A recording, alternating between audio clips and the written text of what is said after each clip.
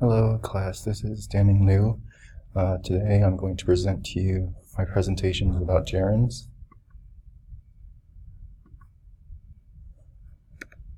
So what is a gerund? It is always a verb ending in ing, and this verb acts like a noun. Some examples are: running is good for you, picnicking is fun, and swimming is a sport. So in the first example, running is good for you. Running is a verb ending in ing, but in this case it is acting like a noun. In the second example, picnicking is fun. Picnicking is a verb, again ending in ing, but is acting as a noun. Same with swimming.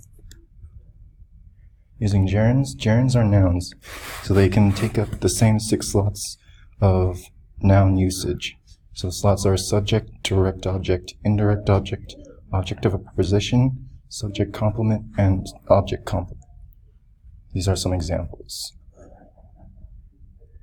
Gerund phrases are phrases with gerunds and any other modifiers or objects connected to the gerund. Like gerunds themselves, the phrases can be used as nouns. It is important to distinguish gerund phrases from participle phrases. An example is, fishing with Dad is one of my favorite pastimes. The gerund phrase, fishing with Dad, is being used as a noun, versus, fishing with Dad, I gazed upon the still surface of the lake. Here, fishing with Dad is a participle phrase because it modifies the pronoun I.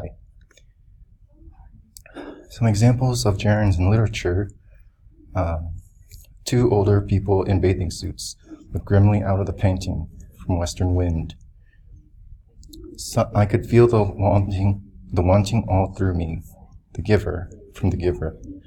And I told them that I was going wandering on The Wanderer, from The Wanderer.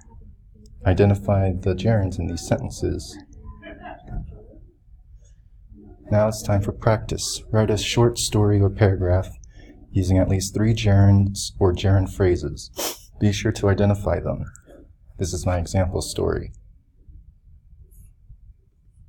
And these are my references for information and pictures.